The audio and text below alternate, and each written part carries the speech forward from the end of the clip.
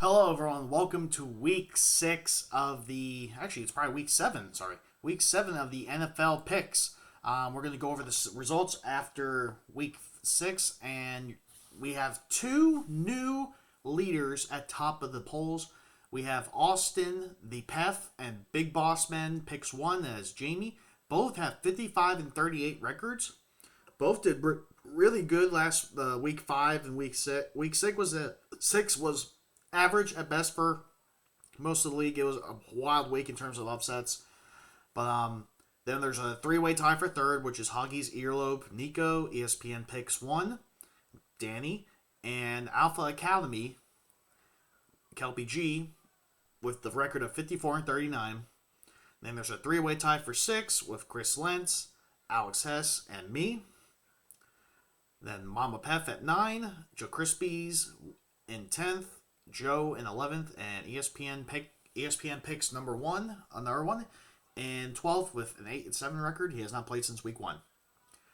Week 6, was actually pretty bad for me. It was my worst week so far. My worst week.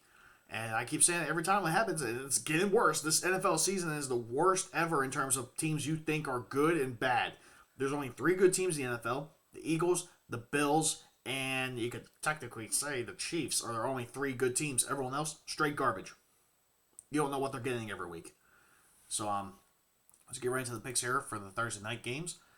And the very first game we have on Thursday night is the New Orleans Saints going to Arizona, playing the Arizona Cardinals. This is interesting. Michael Thomas has already been ruled out for this game. DeAndre Hopkins coming back for the Cardinals. The Cardinals losing Marquise Brown, trading for Robbie Anderson to have him there.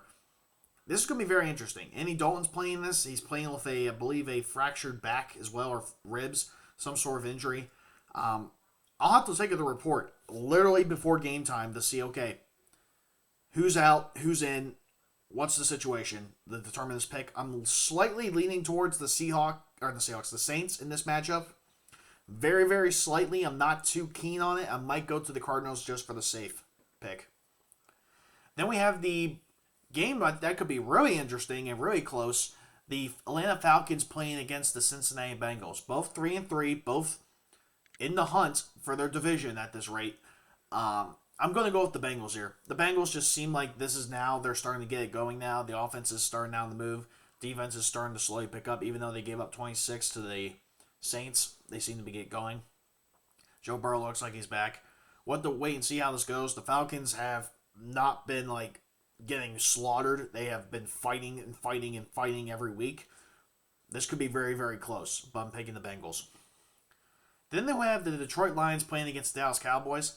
Dak Prescott is playing this game. Now, is this the Dak Prescott who's going to be like he was in week 1 where he was actually healthy before he got injured? Or is this a rusty Dak Prescott with him being out for so long and who knows what's going to happen? I'm leaning towards the Cowboys in this, although I do think the Detroit Lions could pull off this upset. They're not out of their division. They still have a chance to technically win their division. They got a long way to go against the leader and the 5-1 Vikings, but they still have a chance. But I'm going with the Dallas Cowboys on this one. Then we have it might not be dead. Indianapolis Colts going against the Tennessee Titans in Tennessee. Matt Ryan seems to be getting going. Actually seems to have woke up and said, yeah, I'm an NFL quarterback. And he's starting to play like he did when he was in Atlanta. Derrick Henry seems to be getting back and going. Ryan Tannehill seems like he's doing okay now. I'm going to go with the Tennessee Titans on this one. They had a week off, enough time for Derrick Henry to at least get more rest if he needed it for his foot. I do believe the Tennessee Titans this game is going to be a lot closer than people think. I think it's going to be very, very close. It might come down to whoever's got the ball last. That's been the Colts' MO for the last few weeks. But I'm going with the Titans to win this one. Then we have the Green Bay Packers playing against the 2-4 Commanders. Green Bay losing horribly to the Giants and the Jets 2 weeks in a row. 2 New York teams. Who would have thought they would have lost to both of them? I would say I'm going with the Packers on this one. I think the Packers need this. They need to win this. If they lose this, it's full panic mode in Green Bay. If they lose this game, full panic. I'm not expecting much. If they win this game, okay, great. You need to win this game, but you need to be like dominant against a team that's not going to have Carson Wentz playing and has Taylor Heineke. Even though Taylor Heineke pulled up a fight against Aaron Rodgers last time they played, Aaron, you need to make a statement here and prove that everything's fine. Then we have the Tampa Bay Bucks playing against the Carolina Panthers. Tampa Bay taking a horrible loss to the Steelers, which no one thought that would happen. I honestly thought the Steelers were going to lose. Now they're playing against the Panthers, who are now looking like they just brought off Sam Darnold off of the IR. They got rid of Robbie Anderson after the instigation that happened on the sidelines. Maybe who knows what happens. I'm thinking Tampa Bay rights the ship here. I think they're going to get it going. I definitely think that they were a little bit, I guess, distraught to the extent that what happened in Pittsburgh. They were not expecting that from Pittsburgh. They thought Pittsburgh was going to lie down and take it. But I think the Bucks win this one. I think the Bucks defense is going to play a lot better. I think their offense is going to play a lot better. And Brady's going to get at least more consistent in terms of his throwing. Then we have the 5-1 New York Giants playing against the 2-4 Jags. Who would have thought that the Jags, who started off so good, now they're the Jags now again. And the Giants, 5-1. That's not bad. They've been very fighting back. They're dogs. They've been fighting nonstop, trying to get these wins. I'm picking the Giants to win this one, even though I think it's in Jacksonville in Florida, where the heat could be a potential issue for the Giants. I'm still picking the Giants because the Giants just have that mentality in them. They're going to fight to the very end. They're going to fight until that clock hits 4 zeros in the fourth quarter. Giants should win this one if they do. Man, that coach deserves Coach of the Year awards no matter what. Then we have the game that could be very, very interesting. The Cleveland Browns playing against the Baltimore Ravens. Lamar Jackson being out, I think today and yesterday with a hip injury. Mark Andrews has been out with an injury as well. Limited in practice. And both teams coming off horrible losses. Browns getting their butts kicked by the Patriots and the Ravens losing to the Giants. This is a much-win situation. Both of them are, again, in contention for their division. They're still in the fight for their division. Anything can happen here. I'm picking the Ravens to win this one. I do think that they're going to play better. I don't think their defense is going to help them much. Their defense has been consistently the issue with this whole team in terms of the second half, letting their foot off the gas and letting the teams come back. But I think they step it up this week. Now, if Lamar is injured and he's not playing, if he does not play this game, and they have to put in Brett Huntley, I'm going to switch to the Browns because I trust Nick Chubb to run on that defense more than I believe that they're going to be able to do anything against this defense, the Browns defense, when it matters. As of right now, I'm going with the Ravens. I might switch to the Browns. Then we have the New York Jets playing against the Denver Broncos. I'm actually going to the New York Jets to win this one. The Jets I have not expected this out of the Jets. I thought they were going to be better this year with their talent that they picked up in the draft, but I didn't expect this much so quickly from Sauce Gardner. He's definitely made that defense, him and other players, made it so much better. And their coach has now implemented his culture, and now the team's starting to buy in. This is going to get very interesting.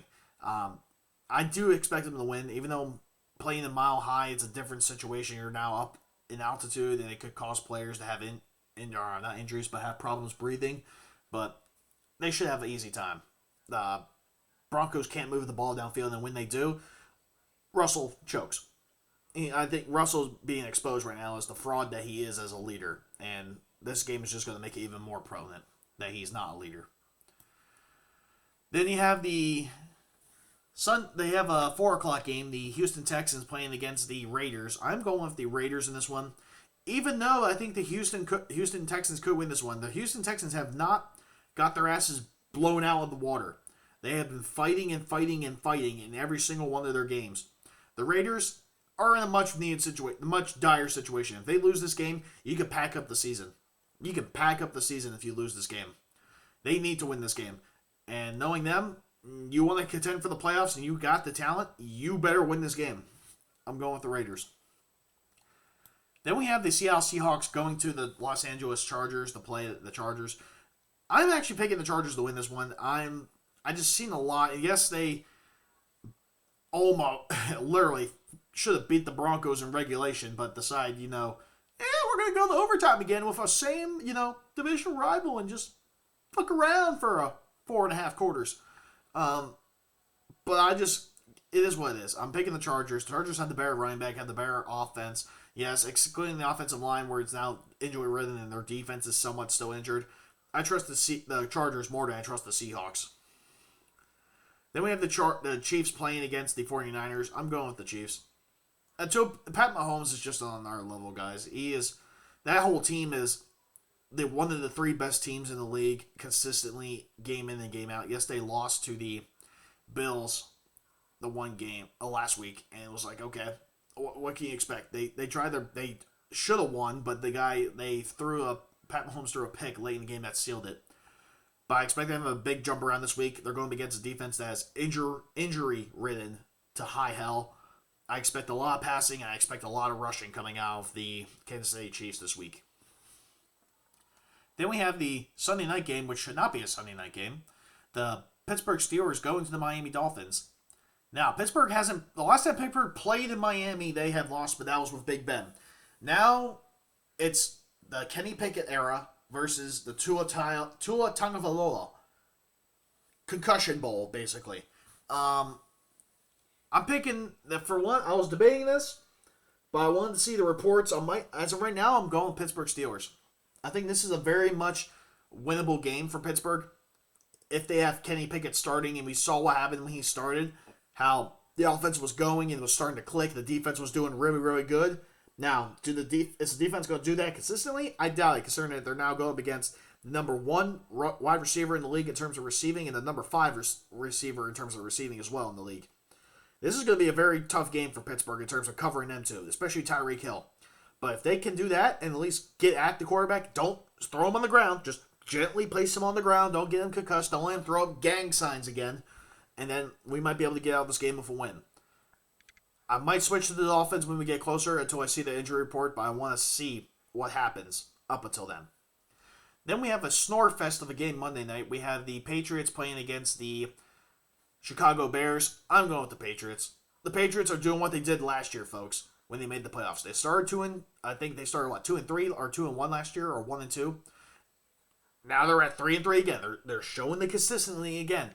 Belichick with another late round quarterback, showing that quarterback's something, but even though we know he's not, they make it seem like he is. They just are on a roll right now. Until everything happens, I think they got this, and I believe they're going to win this game. The Bears are straight garbage, and yes, they've proven signs that they could be a good team. Not a great team, but a good team. But they shoot themselves in the foot. They shoot themselves in the foot when it matters, and it showed it last weekend when they did it, and unfortunately last weekend, it's going to screw them over again. I really hope not, because I have a wide receiver on that team. I expect them to get at least 8 touchdowns, if not a couple catches, but we'll wait and see what happens. But ladies and gentlemen, that is week 7 of the NFL picks. Thank you all for coming by.